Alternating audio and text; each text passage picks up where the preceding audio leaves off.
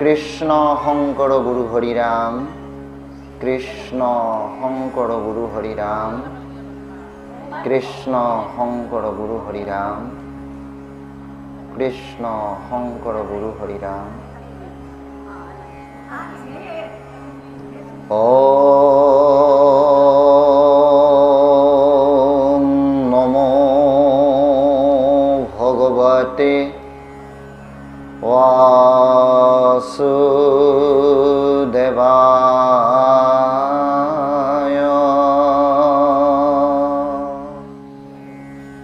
পৃথিৱী বধৰ অৰ্থে পৃথুৰ উদ্যোগ। পৃথু আপোনালোকে জানে আমাৰ 24 অৱতাৰ গুৰুজনাই যি লিখিছে, চতুৰ্বিংশতি অৱতাৰ, তাতে পৃথু এটা অৱতাৰ। অৰ্থাৎ তেওঁ আমাৰ ঈশ্বৰ প্ৰভুই কলা অৱতাৰ, লীলা অৱতাৰ, এনেকৈ বিবিধ অৱতাৰ ধৰিছে। তাৰ ভিতৰত পৃথু এটা অৱতাৰ আৰু পূৰ্ণ অৱতাৰ হৈছে কৃষ্ণ। আৰু ইয়াতে পৃথুৰ অৱতাৰবাদৰ কথা চতুৰ্থ স্কন্ধৰ জৰিয়তে গুৰুজনাই আনিছে আৰু সেই পাঠভিত্তিক কথাৰ মাজলৈ আমি এতিয়া যাত্ৰা কৰিম। পৃথিৱী বধৰ অৰ্থে পৃথুৰ উদ্যোগ। কিয়নো পৃথিৱী বধ কৰাৰ কাৰণে এজন সৃষ্টিকৰ্তা, তেওঁতো ঈশ্বৰৰ অংশ হৈ আহিছে, তেওঁৱে আৰু পৃথিৱী ধ্বংসৰ কিয়নো মন মেলিব লগা হ'ল, এই পাঠৰ জৰিয়তে আমাক বুজাব। এবা পেহী মতে হবে নৃপতি ৰগুণ, গায়ক হবে কহিলা পৃথুৰ মহিমা, শুনিয়া লোকৰ আনন্দ বৰ মিলিলা। পাছে পৃথু ৰাজা সমস্তে গায়ক, প্ৰজাগণ মুখ্য কৰি বসনে ভূষণে আনো নানা মান্যে, তুখিলা প্ৰশংসা কৰি। ভৃগু আদি কৰি যত মহাঋষি, ফুখিলা বিনয় কৰি ক্ষত্ৰিয়ক আদি আনো নানা জাতি, ফুখিলা কামনা পুৰি।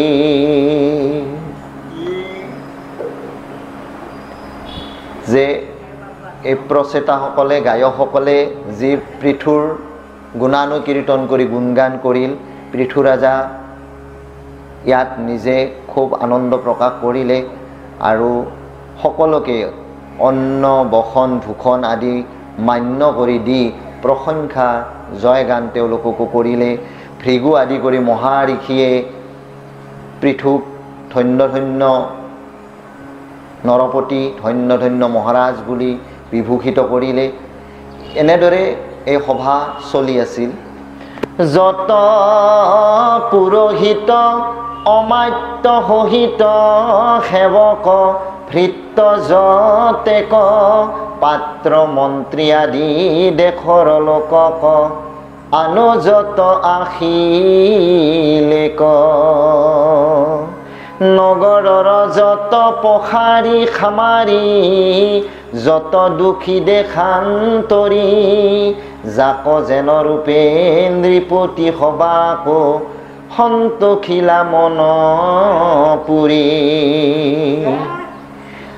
সেইবা পাছে সেহিমতে সভাৰ মধ্যত দেৱ ঋষি পিতৃগণ, সবাক আশ্বাসী মনত হৰিষি, কৰিলন্ত বিসৰ্জন।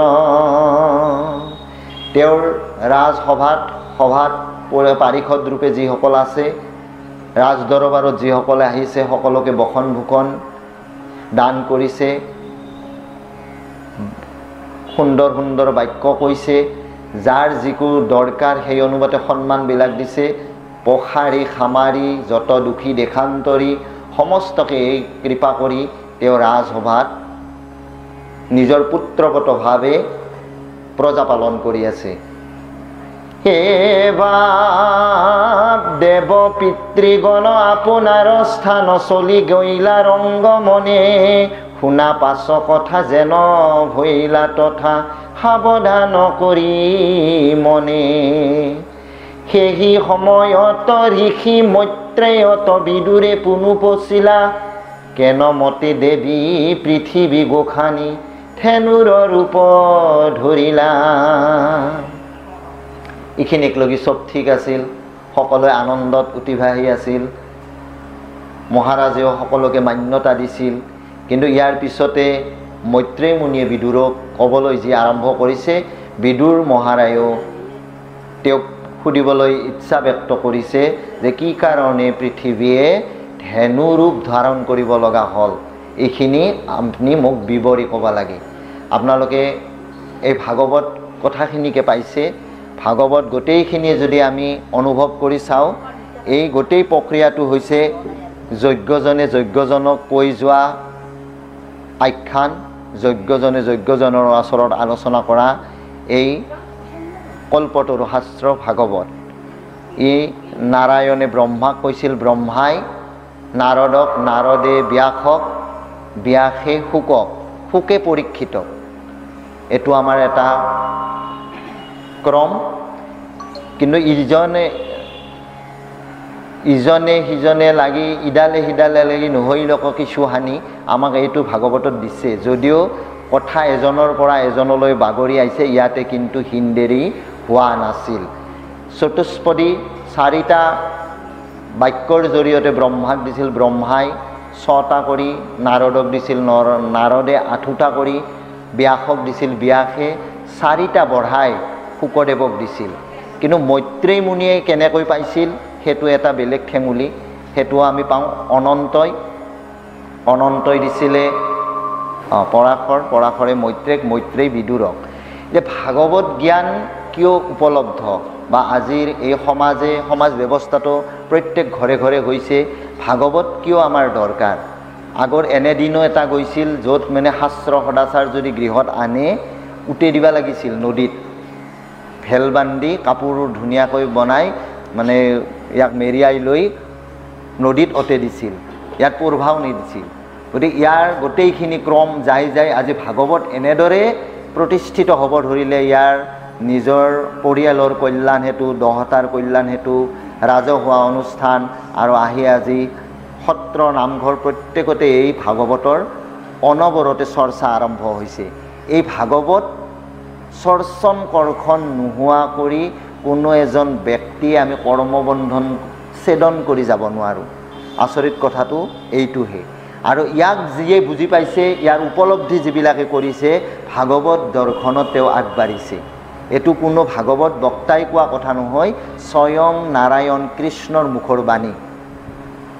তেওঁ যেতিয়া দেখিছিল যে বিদুৰ মহামতি, মহাভাৰতীয় পৰিক্ৰমাত শ্ৰেষ্ঠ বিজ্ঞ, শ্ৰেষ্ঠ জ্ঞানী আৰু মহাঋষি তুল্য বিদুৰ, তেওঁ কিন্তু ভাগৱত জ্ঞানত অভাৱ আছিল। আৰু এই কথাখিনি কেৱল কৃষ্ণই জানে, কৃষ্ণ সৰ্বেশ্বৰ সকলোৰে কথা জানে। কিন্তু তেওঁ বিদুৰৰ যিটো ধ্যান ধাৰণা, জীৱনপঞ্জী, তেওঁৰ যিটো বিধি ব্যৱস্থা, আচাৰ নীতি তেওঁ দেখা পাই নিজে জানে যে এইজন ব্যক্তিক কৰ্মবন্ধনৰ জৰিয়তে মই জন্মাই থাকিব নোৱাৰিম। কিন্তু উদ্ধাৰৰ উপায় কি? যদি তেওঁ ভাগৱত নুশুনে, ভাগৱতৰ চৰ্চৰ কৰ্ষণ নামানে, ভাগৱত আদৰ্শত নাযায়, জীৱটোক মুক্ত কৰিব নোৱাৰে। আচল কথাটো তাতে চাব। গতিকে এইটো কাৰণত জীৱনৰ শেষ সময়ত যেতিয়া ঈশ্বৰ কৃষ্ণ যাবলৈ সাজু হৈছিল নৰদেহা সম্বৰণ কৰি, তেতিয়া তেওঁ উদ্ধৱক, নিজৰ প্ৰিয় উদ্ধৱক আনি কৈছিল যে উদ্ধৱ, আজি মোৰ সময় আৰু প্ৰত্যেকৰে এনেকৈ নিৰ্ঘাত কৰি সময়বিলাক নিবন্ধ কৰা আছে, বান্ধি লোৱা আছে। সেই নিৰ্দিষ্ট সময়তে সিজন যাবগৈ। গতিকে তুমি আজি যিমান বিচাৰিলেও মোৰ লগত যাব নোৱাৰিবা। উদ্ধৱে কান্দি আছে ইনাই বিনাই। তেওঁ কৈছে যে মই অবিহনে এই ভক্তি ধৰ্মটো আগবঢ়াই নিয়াৰ দায়িত্ব তোমাৰ, আৰু তুমি আমি একেলগে গ'লে তেনেহ'লে ভক্তিৰ আৰু এই পৃথিৱীত অভাৱ হ'ব। গতিকে তাৰ হেতুকে ভক্তি যাতে ইয়াত সদায় প্ৰতিপন্ন হৈ থাকে, তাৰ বাবে তোমাৰ দায়িত্ব আছে ভকত হিচাপে। আৰু তেওঁক দায়িত্ব অৰ্পণ কৰিলে কি যে যেতিয়া তুমি তীৰ্থই এই ভকতি প্ৰদীপ বিলাই ফুৰিব লাগিব, আৰু তীৰ্থৰ মাজতে তুমি তেতিয়া বিদুৰক লগ পাবা, আৰু বিদুৰক লগ পালে ক'বা তেওঁ যাতে মৈত্ৰেয়ী মুনিৰ ওচৰত ভাগৱত শুনে। আমাক লগি দিয়া ইংগিতটো ঈশ্বৰ কৃষ্ণৰ এইটোৱে যে ভাগৱতৰ জ্ঞান অবিহনে আমি কোনেও মুক্তি হ'ব নোৱাৰোঁ। সংগটো ডাঙৰ কথা। এই যে আমি সন্তৰ সংগ বিচাৰি আহিছোঁ, কিছুমানে ক'ব তাকে গ'লে চব সন্ত হৈ যায়। দুৰাচাৰো সন্ত হয়। যিবিলাক দুৰ্কপলীয়া বা অজ্ঞানী তেওঁহে সমালোচনা কৰে। সন্তৰ স্থানক যিয়ে আহিব তেওঁ সন্ত হৈ যায়। কিয়? যদি কৰ্ণ দুৰ্যোধনৰ সংগত নাথাকে, দৈবিক জন্ম কৰ্ণৰো। শ্ৰেষ্ঠ মাতৃ কুন্তীয়ে জন্ম দিছে তেওঁক। সূৰ্যদেৱৰ ঔৰক জাত তেওঁ সন্তান, দৈবিক জন্ম বুলি কয় কৰ্ণৰ। 5 ভায়েকৰ দৰে একে 6 নম্বৰ যিজন প্ৰথম পুত্ৰ আছিল কুন্তী দেৱীৰ, তেওঁৰো দৈবিক জন্ম। কিন্তু ইয়াক নষ্ট কোনে কৰিছে? সংগই। কৰ্ণই মিতিৰালি কৰিলে দুৰ্যোধনৰ নিচিনা বেইমানৰ লগত, আৰু জীৱনটোৰ শেষ পৰিণতি কি হ'ল? মৃত্যু। মৃত্যু চবৰে আহিব। এতিয়া ক'ব গ'লে মৃত্যু কৰ্ণৰো হৈছে, যুধিষ্ঠিৰো মৰিছে, কৃষ্ণ স্বয়ং মৰিছে। মৃত্যু কি বস্তু? আৰু আমি এই মৃত্যুৰ হাত হাৰা হেতুকে আমি পৃথিৱীত আহিছোঁ। কিন্তু মৃত্যুৰ হাত হাৰবা লাগে। মুক্তি মানে কি? আমি মুক্তি বাঞ্ছা কৰি আহিছোঁ। 4 পুৰুষাৰ্থ থাকে প্ৰত্যেক জীৱৰে। পুৰুষাৰ্থ মানে পুৰুষৰ অৰ্থ, পুৰুষ মানে আত্মা। আত্মাবিলাকৰ পুৰুষাৰ্থ কি? 4 বস্তু: ধৰ্ম, অৰ্থ, কাম, মোক্ষ। ধৰ্ম আমাক লাগিব, কামনা বাসনা লব্ধ এই পৃথিৱীৰ প্ৰত্যেকটা জীৱ। অৰ্থ নিজৰ চলাৰ কাৰণে, পৰিয়াল চলোৱাৰ কাৰণে, সমাজ চলোৱাৰ কাৰণে, আনকি নামঘৰ চলোৱাৰ কাৰণে, সত্ৰ চলোৱাৰ কাৰণে অৰ্থৰ অভাৱ থাকে, অৰ্থ লাগিব। ধৰ্ম, অৰ্থ, কাম, মোক্ষ। ইয়াৰ পিছতো কিন্তু আমি মুকলি হ'ব লাগে। মোক্ষ মানে মুক্তি, মুক্তি মানে মুকলি। মুকলি মানে আপুনি বন্দী হৈ আছে। এটা কথা আপুনি গম পাই গৈছে যে আমি প্ৰত্যেকে বন্দী। বন্দী কাৰণে আমাক মুকলি কৰিব লাগে। এতিয়া মুকলি মানে কি? বন্দী কিহত লৈ আছোঁ? কৰ্মবন্ধ। সৰোবৰত পদুম ফুলে, পদুমৰ যিটো ক্ষমতা সেইটো তেওঁ কিহত? জলতে জন্ম, জলতে ডাঙৰ দীঘল হয়, জলৰ গুণে একো কৰিব নোৱাৰে। ঠিক তেনেকৈ সংসাৰ বন্ধনত থাকি জীৱই পৰমাত্মাক বিচৰাটো শ্ৰেষ্ঠ এটা সংস্কাৰ। কিন্তু বহুতে আছে এনেকুৱা যে ইয়াৰ পৰা বৈৰাগ্য হয়, বিয়া বাৰু নকৰা, যেনে মাধৱ গুৰু আছিল। কিন্তু শাস্ত্ৰৰ বিধান অনুযায়ী বৈৰাগ্য কাক কৈছে? সংসাৰ কৰিও বৈৰাগ্য লাভ কৰিব পৰাটোকহে কৈছে। অৰ্থাৎ সংসাৰ কিয় কৰিব লাগে? এইখানে মানুহৰ প্ৰশ্ন হ'ব। সংসাৰ কৰা নাছিল সনসনন্দ 4 ভাতৃ, নাৰদ মুনি কৰা নাই, এনেকৈ বহুত ব্ৰহ্মাৰ পুত্ৰ, আনকি শেষত মনু আদি কৰি সংসাৰ কৰিব খোজা নাছিল। প্ৰিন্সি আৰু সুতপা তেওঁ শেষত বৰ দি ফেলে সৰস্বতী জীৱাত বাহ লৈ তেওঁলোকে ভুলকৈ বৰ খুজিল যে ঈশ্বৰ কৃষ্ণই যদি 3 বাৰ তেওঁৰ লগত পিতৃ মাতৃৰ ৰূপে তেওঁ পুত্ৰ ৰূপে আহে, তেনেহ'লে তেওঁলোকে সংসাৰত যাব নহয়। কিন্তু এইটো মূলত আমাৰ যে সংসাৰ ধৰ্ম ঈশ্বৰৰে সৃজনা। কিয়? এই সংসাৰখন আগবাঢ়ি নিয়াৰ কাৰণে আপোনাৰ ওপৰত দিছে দায়িত্ব। যদি আপুনি সংসাৰ নকৰি কেৱল বৈৰাগ্য মনোভাৱেৰে ঈশ্বৰক সাধনা কৰে, আপুনি আপোনাৰ কাম কৰিল কিন্তু জীৱকুলৰ কাৰণে কৰা নাই। আপোনাৰ জৰিয়তে আৰু কেইজনমান আহিছে, তেওঁলোকেও সংস্কাৰী হ'ব লাগিব, তেওঁলোকেও শুদ্ধ পথত থাকিব লাগিব, তেওঁলোকেও উদ্ধাৰ হ'ব লাগিব। এই জীৱৰ যিটো আমাৰ ক্ৰম, যিটো আমাৰ কৰ্মবন্ধ বাৰ বাৰ আমি আয়াজাত কৰি আছোঁ। মাধৱ গুৰুজনাই ইয়াক ঘোষণা কৰি কৈছে, কতবাক কৰিল আয়াজাত ইহাৰ নাহিকে পাৰ। ইয়াৰ পাৰাপাৰহীন নাই। কেইবাৰ আহিছোঁ, কেইবাৰ গৈছোঁ, কিমান জনি জন্ম ভুগিছোঁ নহয়। গতিকে এই কৰ্মবন্ধ ছেদনৰ একমাত্ৰ আৰু এক উপায় হৈছে মনুষ্য শৰীৰ।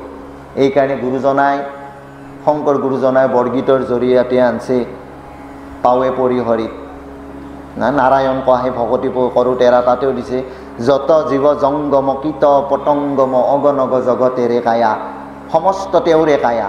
কিন্তু কথা হ'ল এই কায়াধাৰী প্ৰত্যেকজন ব্যক্তিয়ে আমাৰ কীৰ্তনতো দিছে কুকুৰ শৃগাল গদ্য ভৰ আত্মাৰাম জানিয়া সবাক পৰি কৰিবা প্ৰণাম। কিমান আচৰিত ব্যাখ্যা। শংকৰ গুৰুজনাৰ যদি দুটা শ্লোক আমি বাহিৰত সকলোতে প্ৰকাশ কৰি দিব পাৰিলোঁ হয়, তেতিয়া শংকৰ গুৰুজনা যে পৃথিৱীৰ ভিতৰত শ্ৰেষ্ঠ এটা সাহিত্যিক, শ্ৰেষ্ঠ ধৰ্মগুৰু, তাক প্ৰতিষ্ঠা কৰাৰ কাৰণে দুটা বাক্যই যথেষ্ট আছিল। কাৰণ তেওঁ যি ধৰণৰ আমাক ব্যৱস্থা দিছে, শাস্ত্ৰ জ্ঞান দিছে, আৰু নিচলা আজি অসমীয়া জাতিয়ে আমি কিন্তু এইখিনি বাহিৰলৈ লৈ যাব পৰা নাই। আৰু বাহিৰলৈ কিয়? আমাৰ ভিতৰত, আমাৰ মাজত কেৰণ আছে কাৰণে পৰা নাই। সমস্যা ক'ত? সমস্যা অসমীয়াৰে। কিয়? আমি গুৰু দুজনাৰ যি উপলব্ধি, গুৰু দুজনাৰ যি মাৰ্গদৰ্শন, তাত আমি নচলোঁ। গুৰুজনাক আমি নাম দেওঁ জগত গুৰু বুলি, কিন্তু আমাৰে তেখেতে গুৰু হোৱা নাই। প্ৰত্যেকজনৰ ভিতৰতে এতিয়া সুধি চাওক, আমি গোটেই কথাখিনি গুৰুৰ মানিম, গুৰুৰ আদৰ্শত নাম ধৰ্ম লৈ আছোঁ, কিন্তু অন্য মনে আৰু বেলেগকো অৰ্চি আছে, বেলেগ দেৱতাক পুজি আছে। গুৰুজনাৰ আদৰ্শত আমি নাই। আৰু নাই যদি মোৰ ঘৰতে যদি মোৰ গুৰুজন গুৰু নহয়, তেনেহ'লে আমি জগত গুৰু বুলি দহটাক কোৱাৰ কোনো যুক্তি নাই। আমি শংকৰ মাধৱদেৱক সদায় উচ্চাসন দি আছোঁ, কিন্তু কথাৰ মাজতহে দিছোঁ, কৰ্মক্ষেত্ৰত দিয়া নাই। সংস্কাৰিত আমি হোৱা নাই, কাৰণ আমাৰ মাজত কেৰণ আছে। আমি গুৰুজনাক নিজে গুৰু বুলি আছোঁ, কিন্তু গুৰুৰ পবিত্ৰ কথাখিনিক মন কৰা নাই, গুৰু বাক্য ধৰা নাই। আৰু এইটোৱে যেতিয়ালৈকে চলি থাকিব, মোৰ ঘৰত ময়ে আচৰণ যদি নকৰোঁ, গুৰুজনাক আৰু বাহিৰে কোনোৱে চৰ্চা কৰিব লগা কোনো কাৰণ নাই। আৰু তেওঁলোকে কিয় গুৰু মানি ল'ব? কাৰণ অসমীয়াই আজি গুৰু বাক্য ধৰা নাই। এইটো দুৰ্ভাগ্য এই অসমবাসীৰে। কিন্তু তেওঁ, কাৰণ বৈকুণ্ঠৰ হিন্দেৰী নাই, তেওঁ বৈকুণ্ঠৰ সম্পদ আহিছে আৰু গৈছে, তেওঁৰ কিন্তু হিন্দেৰী নাই। তেওঁক বহুতে কালিমা সানিবও ৰখি আছে, কিন্তু নাই, ইয়াত কেতিয়াও কোনোদিন কোনোৱেই নোৱাৰে এনেকুৱা ব্যৱস্থা। এইটো হৈছে তেওঁক সম্পদ। সেইকাৰণে কৈছোঁ, আমি প্ৰত্যেকে শ্ৰীনন্ত বিশ্ব অমৃতাস্য পুত্ৰা, অমৃতৰ সন্তান হৈ আহিছোঁ। নিজক উদ্বুদ্ধ কৰি নিজক জানিব লাগে, মই কোন। আমাৰ যেতিয়াই জ্ঞান লভিছে, অজ্ঞানতা কি? কাল আন্ধাৰৰ দৰে। অজ্ঞান তিমিৰে নাখিয়া বিজ্ঞান দিয়ক প্ৰভু আমাক, মাধৱদেৱে স্তুতি কৰিছে। এই অজ্ঞান তিমিৰ ভয়ংকৰ অন্ধকাৰৰ দৰে, যি অন্ধকাৰত একো দেখা নাপায়। অজ্ঞানতাও তেনে। অজ্ঞানবশতহে আমি অন্য দেৱ দেৱীক অন্যান্য চিন্তা কৰি নিজক কেৱল ধন ধানৰ যজ্ঞ কৰি লৈ আছোঁ। এই ধন ধান তোমাৰ নাযায়, লগত কি দেহটোও নাযায়, যিটো মোৰ চব চাই প্ৰিয় পাত্ৰ দেহ। উজাত খালে মই জাপ মাৰি উঠোঁ, দুখ পালে মই কান্দো, দেহটোৰ প্ৰতি মৰম। এই মৰম কৰা দেহটো নিথৰ হৈ পৰি থাকিব এদিন। যিটো নিজৰ বুলি আছে, অলপ পাছত তুমি যেতিয়া নিথৰ দেহ এটা হ'বা, সন্তানে কি ক'ব? সহটো বুলি ক'ব। তোমাৰ আৰু নামটোৰ কোনো কাম নাই ইয়াত। তেনে ক্ষেত্ৰত কি ইয়াতে আঁকোৱালি আমি বহি আছোঁ, এইটোক লৈ দুৰ্ভাগ্য আমাৰ। সেইকাৰণে যিটো ব্যৱস্থা ভাগৱতে দিছে, সংস্কাৰিত হোৱাৰ ব্যৱস্থা দিছে, আৰু আমাক স্বয়ং কৃষ্ণৰ মুখেৰে নিঃসৃত কৰি একাদশ স্কন্ধত উদ্ধৱৰ হতুৱাই বিদুৰক এই কথা জনাইছে। কাৰণ এই কথাখিনি ব্যাস যিজনৰ কথা কালি তেখেতে ব্যক্ত কৰিছে, জীৱনৰ সেই সন্ধিক্ষণত তেওঁ এই অনুতপ্ত হৈছে, স্বয়ং অৱতাৰী পুৰুষৰ পিছতো। আৰু ব্যাসে কৈছে যে মই শেষ বয়সত যেতিয়া ভাগৱত পাইছোঁ, মোৰ কাম বহুত ৰৈ গ'ল। কিয়? মোৰ এটা যজ্ঞৱান পুত্ৰ বিদুৰ আকৌ জানন্তাকি নাই। তেওঁ শংকাবোধ কৰিছে যে বিদুৰে এই ভাগৱতৰ কথা জানলাক না কি বাপা, মই নাজানো। শুকদেৱৰ আগত, শুকপুত্ৰ তেওঁ এজন তোমাৰ ভাতৃ, যথেষ্ট জ্ঞানী, কিন্তু তেওঁ ভাগৱত কথা জানিলেনে মই নাজানো। কাৰণ ভাগৱত নাৰদৰ উপদেশে মই শেষ সময়ত মই পালোঁ। কিন্তু বিদুৰে যে নাজানিছিল, কৃষ্ণই জানে কাৰণে ইংগিত দেখাইছিল যে তুমি বিদুৰক লগ পালে ক'বা মৈত্ৰেয়ী মুনিৰ ওচৰত ভাগৱত শুনক। অৰ্থাৎ প্ৰত্যেক জীৱ আৰু আমাৰ কমচে কম মানুহখিনিক এইখিনি তেওঁ চেতনা জাগ্ৰত কৰিছে যে ভাগৱত নুশুনাকে, ভাগৱতক চৰ্চন কৰ্ষণ নকৰাকে, ভাগৱত আদৰ্শত নচলাকে কোনো জীৱ মায়াবন্ধনৰ পৰা, কৰ্মবন্ধনৰ পৰা গুচি যাব নোৱাৰে। ছেদনৰ একমাত্ৰ উপায় ভাগৱত। আমি যে দিনে নিশাই নাম গাই আছোঁ, নামে তৰিব, কি নামে তৰিব? ইয়াক জানবাক লগি ভাগৱত। সেইকাৰণে ভাগৱত প্ৰথম চৰ্ত। আৰু সেইকাৰণে কৈছোঁ, যিসকলে ভাগৱতৰ কথা প্ৰচাৰ কৰিবলৈ লৈছে, তেওঁৰ সমান শ্ৰেষ্ঠ ব্যক্তি নাই, তেওঁৰ সমান জ্ঞানী নাই। তেওঁ জ্ঞানী, সিজন বুদ্ধিমন্ত, তেওঁহে বুদ্ধি হওক, আমি কিন্তু বেলেগক চল চাতুৰি কৰি বুদ্ধি থকা বুলি ভাবোঁ। মোক ধত্তৰ ধৰিবাই নলাক তাহাক ঠগৈছোঁ, ঠগ নাই। আমি কাকো কায়ো ঠগবা নোৱাৰোঁ, মিছা কথা। এই বুদ্ধি যে কৰোঁ এইবিলাক দুৰ্বুদ্ধি, সুবুদ্ধি এইটোৱে যায় ভক্তিৰ উদয় কৰি এই ব্যৱস্থাখিনি আমাক দান কৰিছে। গতিকে সকলোৱে আমি এনেকুৱা স্থানত আহিব পাৰিছোঁ, এইটোতো তেওঁৰ কৃপা। তেওঁৰ কৃপা নহকে এই ক্ষমতা কাৰো নাই। এই পবিত্ৰ আত্মা আপোনালোকে, আপুনি নিজে আহোঁ বুলি অহা নাই, এই আত্মাবিলাকৰ নিমন্ত্ৰণ থাকে পৰমাত্মাৰ।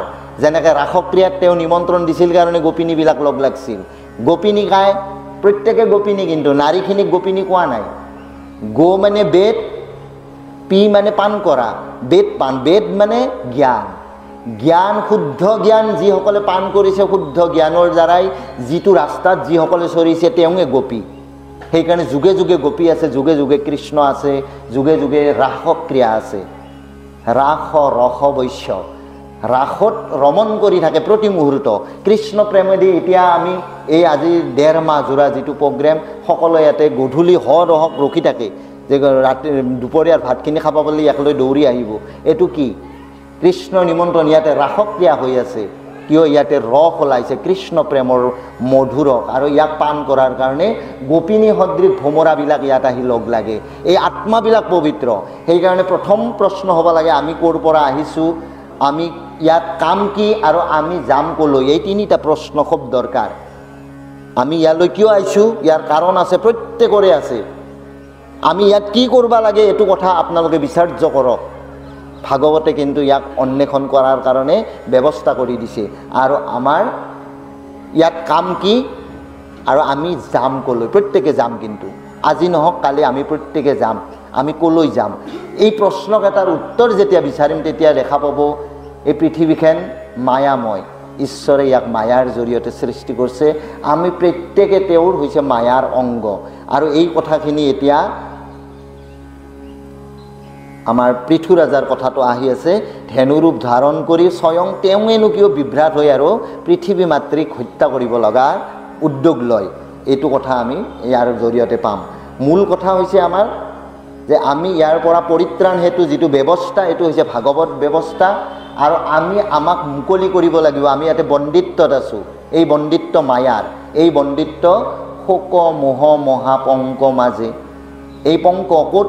এই গৰ্তত পৰি আছোঁ। কোন পেকত লুতুৰি পুতুৰি খাই আছোঁ? শোক মোহৰ এই জাগাত। ইয়াৰ পৰা উঠি যাব লাগিলে কিহৰ? একমাত্ৰ জৰিয়া, একমাত্ৰ পথ হৈছে ভাগৱত পন্থ।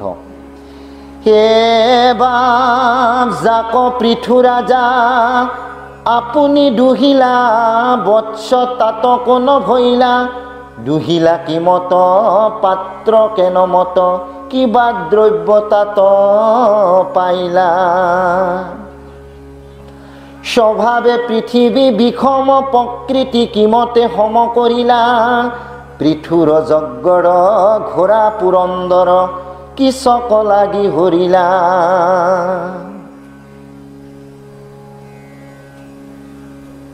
বিদুৰে এই প্ৰশ্নবিলাক কৰি আছে। হে মুনিবৰ, হে মোৰ শ্ৰেষ্ঠ গুৰু, মোৰ মনত যিটো প্ৰশ্ন জিজ্ঞাসা হৈ আছে, এই জিজ্ঞাসাক আপুনি খণ্ডন কৰক। পৃথু ৰাজাইনো কেনেকৈ পৃথিৱী ধেনুৰূপী পৃথিৱীক দহন কৰিলে, দহন কৰোঁতেনো কেনে পাত্ৰত কৰিলে, তাতেনো কি দ্ৰব্য বাহিৰ হৈছে, বিষম পৃথিৱীখন তেওঁনো সম কৰিলে কেনেকৈ? এই গোটেই কথাখিনি কিন্তু সাংকেতিক। ভাগৱতৰো যিটো মজ্জা, যিটো গভীৰতা, ই সাংকেতিক বস্তুৰ দ্বাৰাই বান্ধান খাই আছে। কাৰণ ই কি হৈছে, কি কবিতাৰ দ্বাৰাই, কাব্যগ্ৰন্থ। এই পৃথিৱী অসম, সমান নহয়, সমতল নহয়, পৰ্বত পাহাৰে ঘেৰি আছে। এই অসমান পৃথিৱীনো সমান কৰাৰ ব্যৱস্থা কি? চহ নকৰিলে বস্তু পাও নাযায়। বস্তু মানে ফচল নহয়। প্ৰকৃতিৰ লগত চাবচোন আমাৰ সম্পৰ্কবিলাক চব কৃষিভিত্তিক।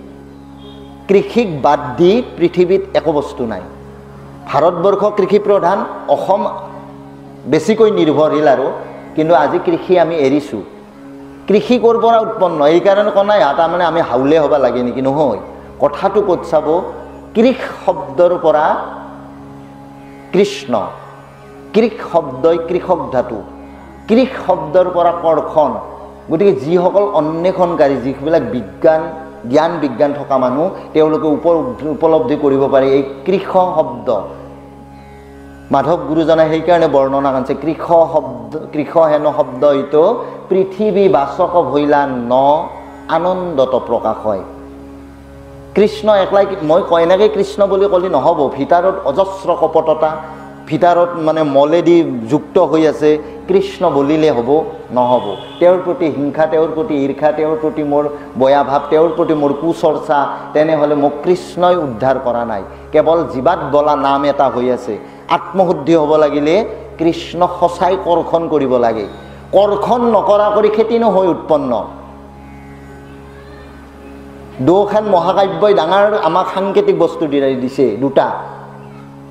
শিৰলুত জন্মগ্ৰহণ কাৰ?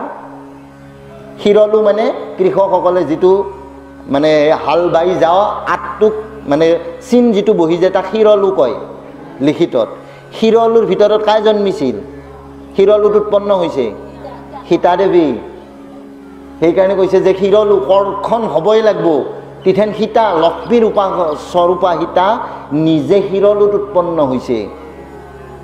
দ্বিতীয়তে কৃষ্ণ অৱতাৰ বলৰাম আহিছে অনন্ত নাগে শেষ নাগে অৱতাৰ ধৰিছে। বলৰামৰ অস্ত্ৰ কি? চবে গদা লৈ তৰোৱাল লৈ তেওঁ এখন লাঙাল লৈ কিয় ঘূৰি ফুৰিছে? নাঙল কৰ্ষণ নকৰা কৰি কেতিয়াও শস্য চামলা নহয়। কোনে আমি খাবা নাপাম, একো নহ'ব। যদি উৎপাদন হ'ব লাগে কৰ্ষণ হ'ব লাগিব। আৰু দুটা অৱতাৰতে দুখন মহাকাব্যই এই কৰ্ষণৰ কথা চিন্তা কৰি দিছে। কৃষিৰ লগত জড়িত যুক্ত কৰিছে আমাক কৰ্ষণ। ঠিক তেনেকৈ এই মহাকাব্যক জানিব লাগিলেও, ভাগৱত পুৰাণক জানিব লাগিলেও কৰ্ষণ হ'ব লাগিব, মন্থন হ'ব লাগিব। ইয়াত কিমানজন বিজ্ঞ মানুহক আৰু নিমন্ত্ৰণ দিছে আমাৰ সত্ৰ কমিটিয়ে। আপোনালোকে দেখিব যে কিমানৰ মুখৰ পৰা কিমান সাধু কথা ওলাব। মানুহভেদে বিভিন্ন ৰস সৃষ্টি কৰিব, ইয়াতে আপোনালোকক দান কৰিব। গতিকে এইটো হৈছে কৰ্ষণ, এইটো হৈছে মন্থন। ইয়াৰ মাজত অমৃত আছে কিন্তু বিষো আছে। সংসাৰ নামৰ সমুদ্ৰত বিষ আৰু অমৃত দুয়োটা আছে। আমি কেৱল অমৃতৰ সন্ধানতে যদি আগবাঢ়ি থাকোঁ নহ'ব। অমৃত বিচাৰতে যিটো বিষ আহে বিষকো পান কৰিব লাগিব। তাৰ কাৰণে হলাহল বিষ পান কৰাত আহিব নহয়। বিষ আহিব, প্ৰথমতে বিষ আহিছিল। 14টা দ্ৰব্য বস্তু তাৰ পৰা বাহিৰ হৈছিল নহয়, 14টা। এইটো কিয় মন্থন কৰি দেখাইছে? বহুত মানুহ আছে এনেখানে একো এইগিলা নাই, আমাৰ কাম নহয়। মানুহকেইটামানটোতে যাই বুঢ়া বুঢ়ীকেইটাই আমাৰ ঘৰত যায়, তাতে বহি থাকে। সমাজত এতিয়াও এইটো বিভ্ৰাট কথা হৈ আছে যে ভাগৱত শেষ বয়সৰ মানুহে শুনে নহয়। ভাগৱত প্ৰথম বয়সৰ মানুহক দিব লাগিব। তেওঁলোকৰ বাট পথ ঠিক হ'ব, তেওঁলোকৰ চিন্তন ভাল হ'ব, তেওঁলোকৰ আচাৰ নীতি ভাল হ'ব, তেওঁলোকৰ খাদ্যভাস ভাল হ'ব, তেওঁলোকৰ বচন সদাচাৰ হ'ব। আৰু বচন সদাচাৰ, গমন সদাচাৰ, খাদ্য সদাচাৰ নোহোৱা কৰি জীৱ এটা মুক্ত নহয়। কিমান কথা ৰিলেশ্যন আছে। আৰু সেইকাৰণে শংকৰ গুৰুজনাই ইয়াক টানি আনি লিখিছিল, ধৰিও কুমাৰ কালে ভাগৱত ধৰ্ম। কৌমাৰ অৱস্থাত যিসকলে কলেজলৈ গৈছে গম পায়, এডুকেশ্যন শিক্ষা বিভাগতোতে লেখা আছে। আমাৰ বিভাগ মানে জীৱনৰ শিশুকাল, তাৰপাছত কৈশোৰকাল, আদহীয়া সময় আৰু বয়সন্ধি বা আমাৰ বৃদ্ধকাল। এতিয়া কৈশোৰকালটো আমাৰ জীৱনৰ পৰিৱৰ্তনবিলাক হয়। গুৰুজনে সেই সময়ত ভাগৱত ল'ব দিছে। তাৰ কাৰণ আছে না নাই? তাতে বিজ্ঞান লুকাই আছে। শৰীৰবিলাকৰ আমাৰ বিভিন্ন ইয়াৰে পৰিৱৰ্তন আৰম্ভ হ'ব। পৰিৱৰ্তন হ'লে নিজক লৈ বেলেগ বেলেগ ভাৱ হৈ যায়। আপোনালোকে দেখিছে ল'ৰা ছোৱালীৰ মাজত প্ৰভেদবিলাক তেতিয়া উৎপন্ন হ'ব। কৈশোৰকাল এইটো। দেহৰ হেৰিবিলাক বাঢ়ি যাব, ল'ৰাবিলাকৰ দাঢ়ি গোফ আহিব, ছোৱালীবিলাক পুষ্পিতা হ'ব, নিজে যৌৱন পাব। এই প্ৰত্যেকটা কালৰ সেই সন্ধিক্ষণত যদি ভাগৱত ধাৰণ কৰে, তেওঁ নিষ্পাপ, কলংকহীন, শুদ্ধ পথৰ যাত্ৰী, সদাচাৰী ব্যক্তি হৈ থিয় হ'ব। চাওক শংকৰ গুৰুজনাৰ কিমান বিজ্ঞান সোমে দিছে। আজিৰ কথা বাচ্যকাৰবিলাকে কৈছে নহয় আপোনালোকে শৈশৱৰ পৰাই লওক, কাৰণ ভাগৱতে কি শৈশৱৰ পৰা লোৱাৰে আদৰ্শ দিছে। কি তেনে প্ৰহ্লাদে 5 বছৰত হে ভক্তি কৰে ঈশ্বৰক। আপোনালোকে গাই নাম 5 বছৰতে প্ৰহ্লাদে ভক্তিৰ সৰোবৰত ডুবিছে। ধ্ৰুৱ লোকৰ কথাই ইয়াতে আহি আছে। চতুৰ্থ স্কন্ধৰ ধ্ৰুৱৰ কথাই আচলতে চলি আছে। ধ্ৰুৱ কি 5 বছৰতে ঘৰ এৰি বনবাসী হৈছে ঈশ্বৰৰ সন্ধান কৰি। গতিকে কিয় শৈশৱ কালত আমাৰ চলিটো কি শিকম যে তুমি তাৰ যাই ওচৰ চুবুৰীয়া লগ হ'বা নালগে, তোমাক মেগী ভাজি দেওঁ, তুমি কেৱল পঢ়ি থাকা ইথানে টিউশ্যন আহিব বাবা, তুমি ডাক্তৰ ইঞ্জিনিয়াৰ হ'ব লাগব। আৰু ডাক্তৰ ইঞ্জিনিয়াৰ বাপাটোই হৈছে, আৰু সেই বাপাজনে যাই কিন্তু আমেৰিকা ছুইডেনত চাকৰি কৰিছে, ডাঙৰ ডাঙৰ কোম্পানীৰ ডাঙৰ ডাঙৰ অফিচাৰ হৈছে, মাক বাপেকৰ লগত সম্পৰ্ক নাই। গাঁৱৰ মাটিখিনি কোনোবা জমিদাৰৰ তাতে ফোনে দিয়ে বিক্ৰী কৰি গৈছে টিপচহীৰ দ্বাৰাই, আৰু বাপেক মায়েক অনাথ হৈ আজি অনাথ আশ্ৰমত গুচি গৈছে। শিক্ষিত কৰিলে কিন্তু সংস্কাৰহীন কৰিলে। সংস্কাৰ থাকিব লাগিলে ভাগৱত আদৰ্শ শৈশৱ কালৰ পৰা দিব দিছে। এনেই কোৱা নাই মনীষীবিলাকে। ইয়াতে ধনীজনো গৈছে, মানীজনো গৈছে, ভিক্ষুকজনো গৈছে, মহাবিদগ্ধতা ধনশালীজনো গৈছে, পণ্ডিতজনো গৈছে, আৰু মূৰ্খজনো ইয়াৰ পৰা গৈছে। যোৱা ৰাস্তাটো যোৱাটোৱে কিন্তু মুক্তি নহয়। মোৰো দেহটো কষ্ট ভোগী কিবা কৰি পাৰ হ'ব, ইয়াৰ অৰ্থ মই মুক্তি হ'লোঁ নে বুলি প্ৰশ্ন আছে। কিন্তু বহুতে ভাবে তেওঁ মুক্ত হৈ গ'ল, যোৱা নাই। বা কোনোবা যাব পাৰে, কিন্তু যোৱাৰ প্ৰক্ৰিয়াটো হৈছে নে নাই। ওচৰ চুবুৰীয়াই কিয় যাই কয়, ভাই ইমান হেৰি কৰি থাকিব নালাগে, তই ভয় নাখাবি দেই, এই চলিটোক ডাক্তৰ আনবা খেদছোঁ, তই ৰাম বলচোন দেই, মোৰ লগত ৰাম বল, একাধ্য়া পুথি পঢ়ি দেই। আইগৰাকী যায়, বাপজনাই যায় একাধ্য়া পুথি পঢ়ে। কিয়? সেই সময়ত যদি আমাক ৰাম নামে লাগে, জীৱনৰ সৌৰ্য বীৰ্য তেজ শক্তি থাকোঁতে কিয় ৰাম নাম নবলাম? আমাৰ ইয়াতে কিন্তু অনীহা। আমাৰ নামঘোষাত গুৰুজনে ইমান ধুনীয়াকৈ বস্তুবিলাক দিছে, যেনেকৈ কৈৱৰ্তবিলাকে মাছবিলাকক ধৰাৰ কাৰণে ৰখি আছে, কিন্তু কোনো শত্ৰুতা নাই তেওঁলোকৰ। আৰু সেনেকৈ আমাৰ শত্ৰুতা আচৰণ কৰা ভকতবিলাকো, কাৰণ বহুতে আৰু জীৱাৰ আগত লৈ থাকে তেওঁলোকক অপমান কৰিবৰ কাৰণে, কিন্তু অপমানিত ভক্তবিলাকে নহয়। তেওঁ কৈছে গ্ৰাম্য লুটা ফুকৰৰ লগত উদাহৰণ দিছে, যেনেকৈ গ্ৰাম্য শোধন কৰি ফুৰে বয়া বস্তুবিলাক খাই মানে গাহৰিয়ে, ঠিক তেনেকৈ ভকত আয়তী শুদ্ধ ৰূপে ৰখাৰ কাৰণেও কাৰণ তেওঁলোকৰ ভয়তে কিন্তু আপোনালোকে অশুদ্ধ কাম নকৰিব। কিমান সুবিধা কৰি দিছে চাওকচোন। কাৰণ আমাক ওলাই গেলি সমালোচনা কৰিব কাৰণে আমি ভুল কাম কৰিব নোৱাৰোঁ, ভুল বাক্য ক'ব নোৱাৰোঁ, ইয়াক তাক মাৰবা নোৱাৰোঁ। নহ'লে বল জোৰ আছে, আপোনালোকে ইয়াতে খুচি লাগলা হৈ নকৰে। কিয়? এই সত্ৰক আহি এইগিলা কৰিবি নেকি? কিয়? আপোনাক নিবন্ধন, আপোনাক যে বন্ধন কৰি দিলাক, আপোনাক যে এটা গুৰু দায়িত্ব দিলাক ভকত বুলি আই বুলি, তেনেহ'লে আপোনাৰ দায়িত্ব বাঢ়ি গ'ল। তেওঁলোকে ভাল কৰিল না বেয়া কৰিল? গুৰুজনা মাধৱ গুৰু কৈছে তেওঁলোকে আমাক ভাল কৰি আছে, কাৰণ নিন্দুকবিলাকে আমাক চাফা কৰি থকাৰ ব্যৱস্থা দিছে। মই চাফা হ'ব বাধ্য হৈছোঁ, পবিত্ৰ হ'ব বাধ্য হৈছোঁ, নহ'লে নিন্দুকে নিন্দা কৰিব। নিন্দুকৰ প্ৰভাৱত মই শুদ্ধ হৈ যাওঁ কাৰণে ভকতবিলাক বেছি নিৰাপদে আছে। এবা ব্ৰহ্মাৰ নন্দন জগত বন্দন, সনত কুমাৰ ঋষি তান্ত জ্ঞান লভি পাইলা যেন গতি, কহিও মত ঋষি। যে জগত বন্দন সনত কুমাৰ ঋষিৰ কথা কৈছে, যিয়ে ব্ৰহ্মাৰ মানস পুত্ৰ। 4 পুত্ৰ, সনক, সনন্দ, সনত কুমাৰ, সনাতন। এই 4টাক মুখ্য কৰি সেইনে সনত কুমাৰ বুলি কয়। সনত কুমাৰক প্ৰমুখ্য কৰি 4জন। তাৰপিছত নাৰদ সৰু তেওঁলোকত কৰি, নাৰদৰো দাদেক শিৱ তেওঁলোকৰ আগত জন্ম। ব্ৰহ্মাৰ মানস পুত্ৰ শিৱ পাইছে না, ক'ৰ পৰা কায়ে জন্মিছে, এটা সৃষ্টি ৰহস্যত দিছে। আৰু স্বয়ং ইয়াতে স্তুতি কৰিব শিৱই, তেওঁ যে জ্যেষ্ঠ পুত্ৰ। যে সনত কুমাৰ ঋষিয়ে তত্ত্ব জ্ঞান আগম নিগম যত শাস্ত্ৰ আছে সমস্ত মন্থন কৰি যিটো পাইছে, আৰু এই মন্থনৰ পৰা হৰিষি খুব আনন্দ মনে। এতিয়া আনন্দ কথাটো কিয় মাধৱ গুৰুজনাই লিখি দিছে আমাক। আনন্দত প্ৰকাশ হয়, আমি তাতে এৰি থৈ দিছিলোঁ। আনন্দ কৃষ্ণৰ নামৰ লগত সদায় যুক্ত কৰি এটা কথা ৰাখি আছে, আনন্দ। কিমান ডাঙৰ কথা। নিৰানন্দ হৈ কোনোৱে ঈশ্বৰৰ স্থানক নাইব। মনত ৰাখক আজিৰ পৰা। মোৰ যিটো দুখ বেদনা শোক বিভ্বলতা, এইটো শৰীৰৰ কাম, এইটো সংসাৰৰ ধৰ্ম। মোৰ শৰীৰত দুখ, এইটো শৰীৰ মোৰ নহয়ে। মই কোনি বুলি সুধিলে মোৰ চবে ক'ব কোনি, সেইটো অপুভাতিৰ নহয়। মোৰ পৰিচয় অপূৰ্ব। নামটো মা বাপাই বা সমাজে কোনোবাই দি লৈছে, নামটো ঈশ্বৰে দিয়া নহয়। প্ৰত্যেকে একোটা একোটা স্বতন্ত্ৰ স্বতন্ত্ৰ আত্মা। তেওঁৰ সম্পৰ্ক কেৱল পৰমাত্মাৰ লগত, কাৰো লগত সম্পৰ্ক নাই। আধুনিক কবিয়ে সেইকাৰণে লিখিছিল, কোন কাৰ জগতৰ কোন কাৰ মৰতৰ চকুৰ চিনাকি দুদিনৰ, আয়ু বেলি শেষ হ'লে প্ৰাণ বেলি উৰি গ'লে ছিঙি যাব জৰি মৰমৰ। আহন্তে কলা যাওঁতে কলা সংগে নাযায় কেউজন, সংগে যাব ভাই মাত্ৰ পাপ পুণ্য ধুই একান্তে ধৰি হৰিচৰণ। ইয়াতে হৰিৰ চৰণ চিন্তাত পৰা দ্বিতীয় কৰ্মই নাই। যেনেকৈ একলা একলি আহিছিলা সেনেকৈ একলা একলি যাব লাগিব, তাকো লগি নাঙত হৈ আহিছোঁ নাঙত হৈ যাব লাগিব, একো নেদে। এই যে ধুনীয়া পোছাক পৰিচ্ছদ কৰি আহিছোঁ, ইমান যে সুন্দৰ ঘৰত গৃহস্থালী কৰি আছোঁ, একো নাপাবা। তোমাক নি শ্মশান ঘাটত একমুঠন জাগাৰ মাজত তোমাক পুৰি পেলাব। এই দেহটো নশ্বৰ দেহ, অবিনশ্বৰ কায় কেৱল ঈশ্বৰহে। মোৰ বাপা আটাইও এই হৰিৰ নাম লৈয়ে পাৰ হৈ গৈছে। আজি 500 বছৰ আগত 600 বছৰ আগতেও একে প্ৰভাৱ, 10,000 বছৰ আগতেও একে ৰাম নামৰ প্ৰভাৱ, হৰি নামৰ মহৌষধ, আৰু আজিৰ দিনতো উদ্ধাৰৰ একমাত্ৰ।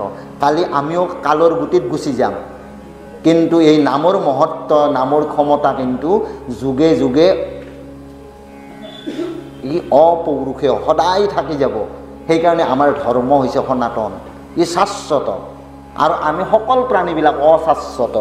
এই আছে এই নাই, শাশ্বত কেৱল কেৱল ঈশ্বৰৰ নাম আৰু তেওঁ কৰা এই পৃথিৱীৰ কৃপা। গতিকে এই আনন্দ আমি তাত লগ কৰি আনিছিলোঁ। যিবিলাকে নিৰানন্দত ভুগি থাকে এইটো শৰীৰৰ কাৰণে ভোগে। কিয় মোৰ দেহাৰ কষ্ট হৈছে, দেহাটো কাৰ? মই বুলি ভাবি থকা মানুহজনৰ, সেইটো এটা অহংকাৰৰ প্ৰতীক। কিন্তু অহংকাৰ থাকিলে ঈশ্বৰ নাথাকে। এই মোৰ দেহাটোত ঈশ্বৰক বাসিন্দা কৰিব আছোঁ না নাই?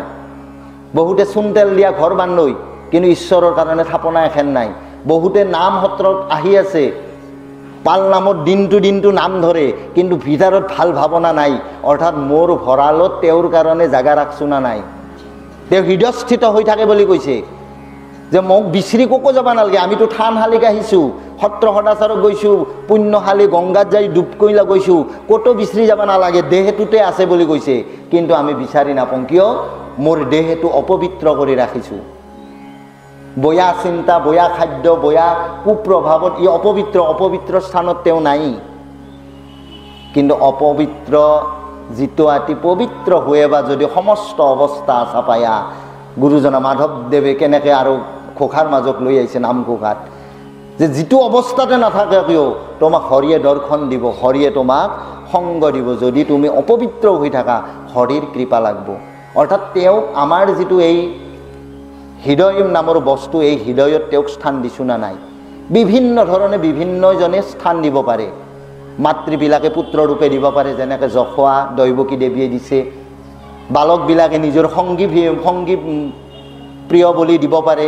সুদামাই যেনেকৈ মিত্ৰৱতভাৱে দিছে, অৰ্জুনে যেনেকৈ সখীৰূপে দিছে। প্ৰত্যেকে ভাবিব পাৰোঁ আমি কায় কি ৰূপত ভাবে তেওঁক ইয়াতে স্থান দিবই লাগিব। আৰু হৃদয়ত যদি তেওঁ স্থান নাথাকে, আমি যদি ভুল কৰ্মত থাকোঁ কি হয়? তেওঁ কৈছে হৃদয়ত থাকিও মই দূৰতকৈও দূৰ, তাতো কৰি আৰু মই দূৰত গুচি যাওঁ। কৰ্মত বিশ্বাস যাৰ হিয়া তথা কন্ত হৰি, আতিশয় দূৰ হন্ত তাক, দূৰত বিদূৰ হন্ত তাৰ। দিছে না? যে কৰ্মত যাই বিশ্বাস কৰে, কি কৰ্মত বিশ্বাস কৰে? বহুতে ভুলকৈ দিছে। কৰ্মত বিশ্বাস যাৰ হিয়াত থাকন্ত হৰি, হিয়াত হৰি থাকাৰ পাছতো আতিশয় দূৰহন্ত তাৰ। যিবিলাকে কৰ্মকাণ্ডক বিশ্বাস কৰি আছে হিয়াত থাকিও দূৰত যায় বুলি কৈছে। আতিশয় দূৰহন্ত তাৰ, আতিশয় মানে বহু দূৰত গুচি যায়। দূৰত বিদূৰ হন্ত তাৰ, দূৰৰ পৰাও দূৰত গুচি যায়। তুমি ধাৰ কাপলাই কান্দি মৰি থাক, যত যুঁজি যত যিমান কৰ্মকাণ্ড আছে বিধি ব্যৱস্থাত ঈশ্বৰ নাথাকে। কি ঘোষা দিছে আমি কিন্তু বুজি লৈছোঁ, যে যায় যিটো কৰ্ম কৰা তাক বিশ্বাস কৰিব দিছে। দেখছা না? তিথেন হৰি তোমাৰ লগত আছে, কোৱা নাই সেইটো কথা।